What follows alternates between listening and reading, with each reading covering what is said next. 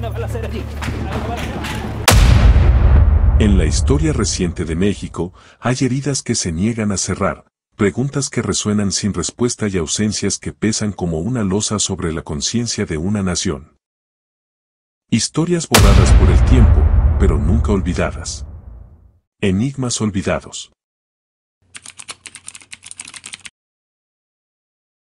Esta es la crónica de una noche de terror, una noche en que la violencia, la corrupción y la impunidad se confabularon para borrar del mapa a 43 jóvenes estudiantes. Sus nombres, sus rostros y la lucha incansable de sus familias se convirtieron en un símbolo global de la tragedia de los desaparecidos en México. La Escuela Normal Rural Raúl Isidro Burgos de Ayotzinapa, en el estado de Guerrero, no es una escuela cualquiera. Desde su fundación, ha sido un semillero de maestros rurales, muchos de ellos de origen humilde, campesino, para quienes esta escuela es la única oportunidad de tener una educación superior. Con un fuerte componente de lucha social y un pensamiento político inclinado a la izquierda, la escuela ha sido cuna de figuras como Lucio Cabañas y Genaro Vázquez. Sus estudiantes, conocidos como normalistas, han defendido su escuela y sus ideales a toda costa, a menudo enfrentando la represión.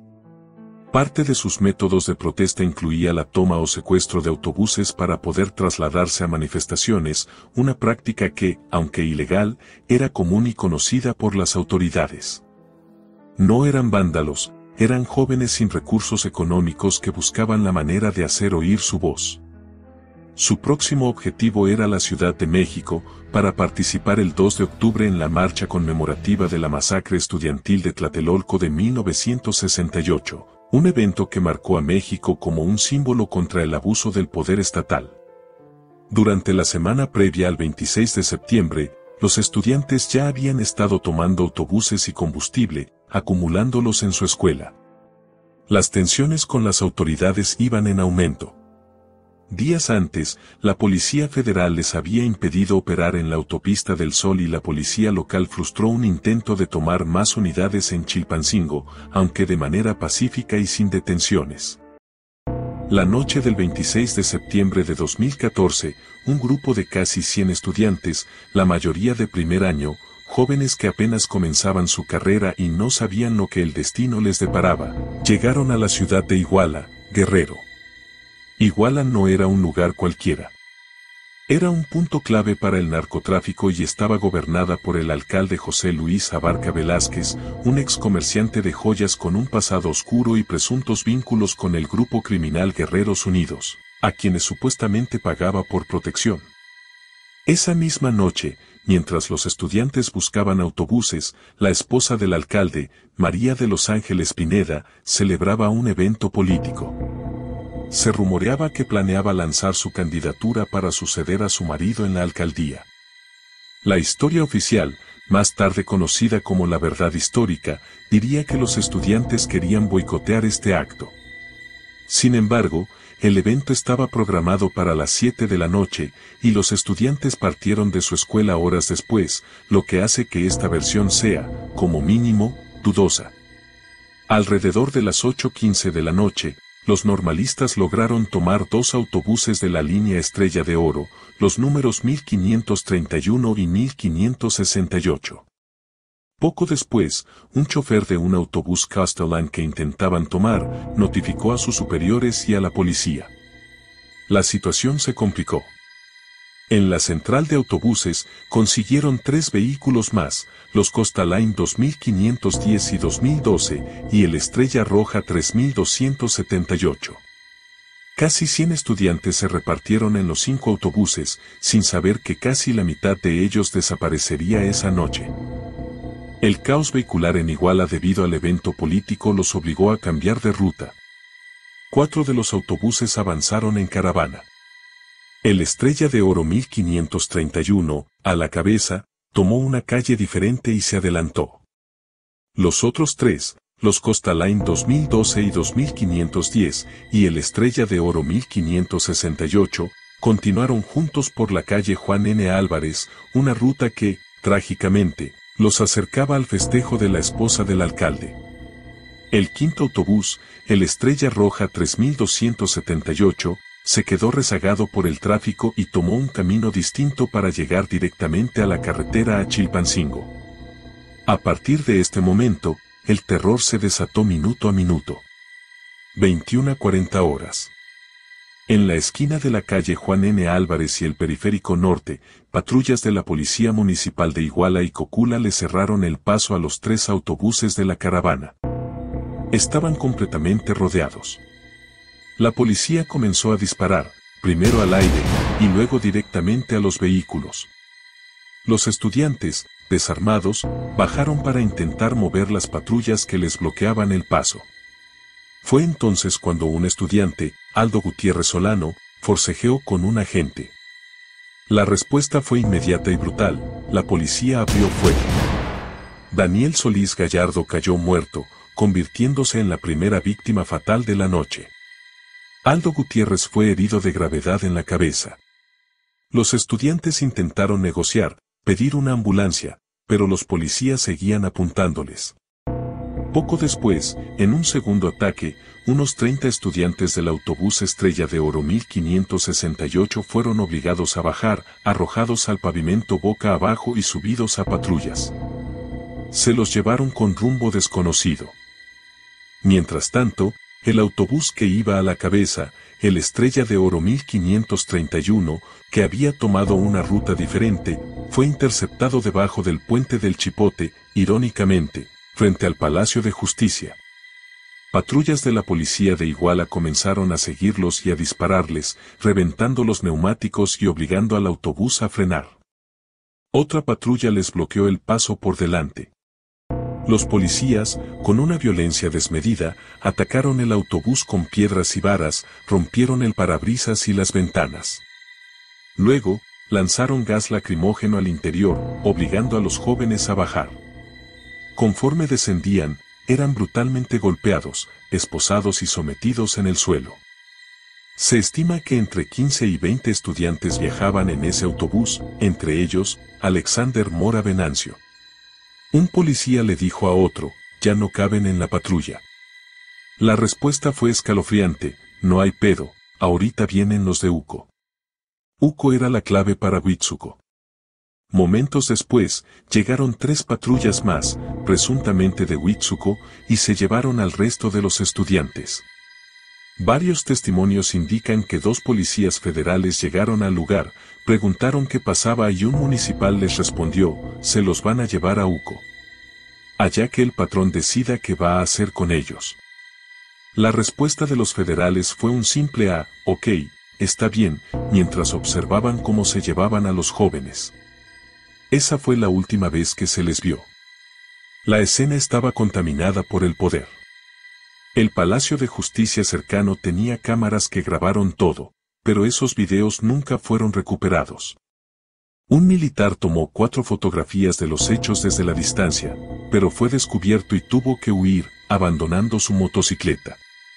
Además, la policía había instalado un desvío de tráfico a casi 2 kilómetros de distancia, asegurándose de que no hubiera testigos.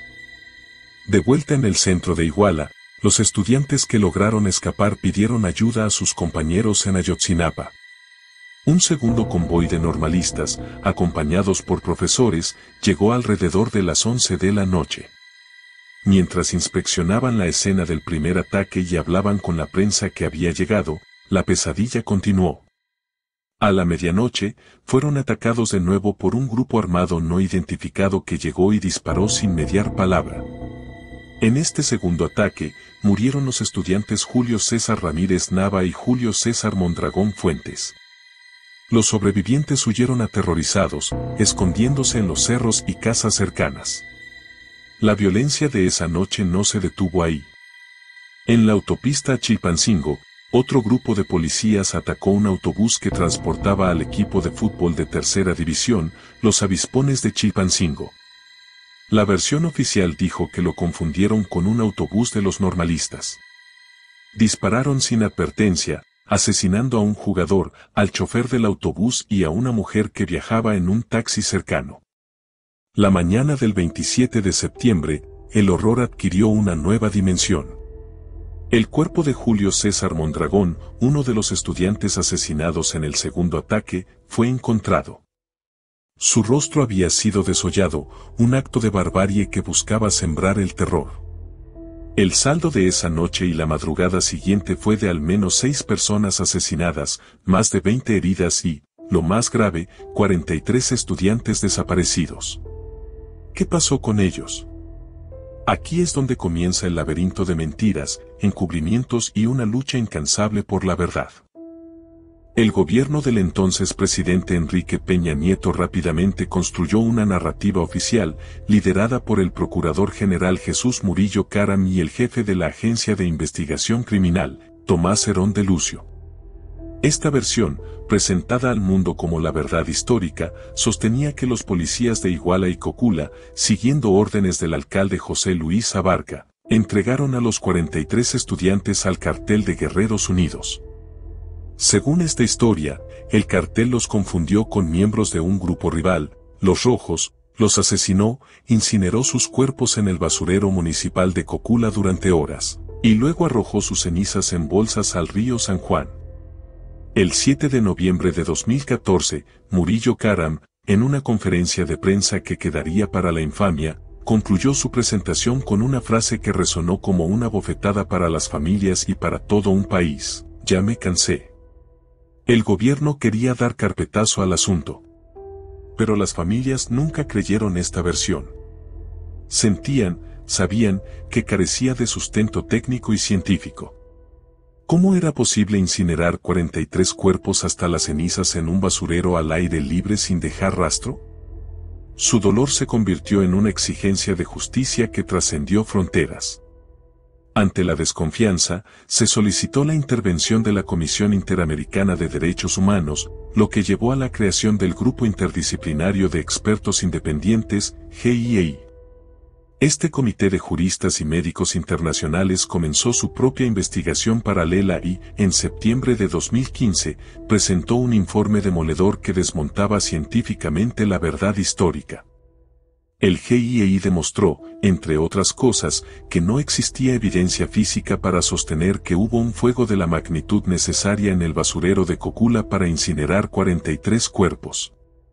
Su trabajo fue obstaculizado, fueron objeto de campañas de desprestigio, pero su conclusión fue clara: la versión oficial era un montaje. Poco a poco, la verdad comenzó a abrirse paso entre las mentiras. Se reveló que la verdad histórica fue una operación orquestada desde los más altos niveles del gobierno de Peña Nieto para ocultar la participación de otras corporaciones del Estado, incluyendo al Ejército y la Policía Federal, y culpar únicamente a autoridades locales corruptas y al crimen organizado. Se forzaron testimonios mediante tortura, como se filtró en un video donde se ve a Tomás Herón amenazando a un detenido. Se alteraron escenas del crimen y se ocultaron pruebas cruciales.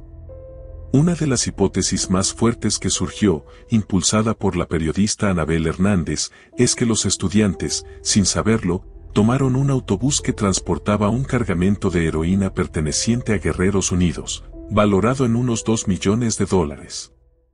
Según esta versión, el ataque masivo y coordinado no fue para detener una protesta, sino para recuperar la droga. En esta operación habrían participado no solo policías municipales, sino también federales y militares, todos coludidos con el cartel. Esto explicaría por qué algunos estudiantes fueron liberados y otros perseguidos con saña mortal.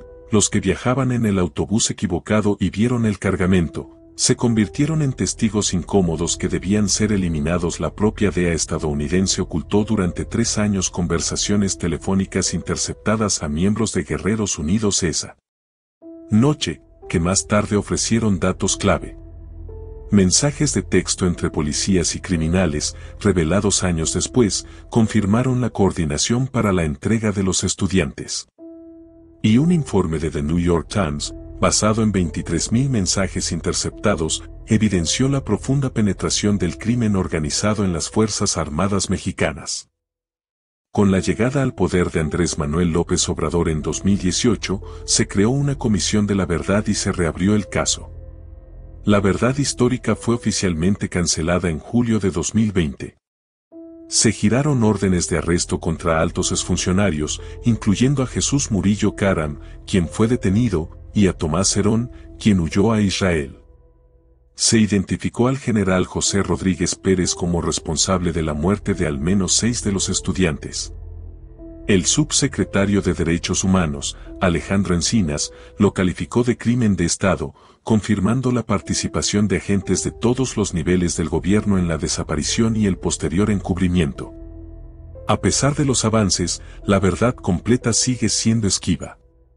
Gracias al trabajo de equipos forenses independientes, como el equipo argentino de antropología forense, se han logrado identificar restos de solo 3 de los 43 estudiantes: Alexander Mora Venancio, Cristian Alfonso Rodríguez Telumbre y Josivani Guerrero de la Cruz.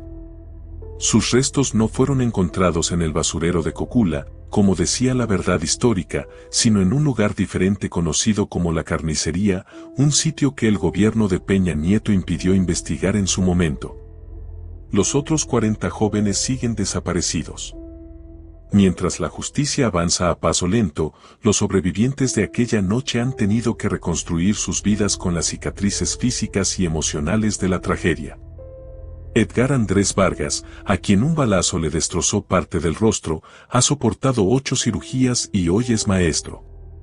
Manuel Vázquez Arellano, conocido como Omar García, se convirtió en vocero del movimiento y ahora es diputado federal, intentando cambiar el sistema desde adentro. Otros, como Ulises Martínez Juárez, viven con el miedo constante por ser testigos clave, o como Carmelo Ramírez, quien tuvo que exiliarse en Estados Unidos por las amenazas recibidas. Todos ellos llevan consigo la pesadilla recurrente de esa noche. Y, sobre todo, están los padres y madres. Campesinos, gente humilde que se ha enfrentado a un Estado poderoso, convirtiéndose en un ejemplo de dignidad y resistencia. Durante casi una década, han recorrido México y el mundo, con las fotos de sus hijos colgadas al cuello, exigiendo una respuesta a 2 preguntas simples y desgarradoras: ¿dónde están? ¿Qué les hicieron? Para ellos, un hijo desaparecido es la peor pesadilla, una vida suspendida en la incertidumbre, sin la paz que podría traer, al menos, un lugar donde llorar a sus muertos. El caso Ayotzinapa no es solo la historia de 43 estudiantes. Es un espejo que refleja las realidades más oscuras de México, la corrupción arraigada en las instituciones, la complicidad entre el poder político y el crimen organizado, y la tragedia de más de 100.000 desaparecidos en el país. Es un recordatorio de que la verdad, por dolorosa que sea, es el único camino hacia la justicia. Y mientras esa verdad no sea completa, mientras los 43 no vuelvan a casa, la herida seguirá abierta y la cuenta seguirá pendiente.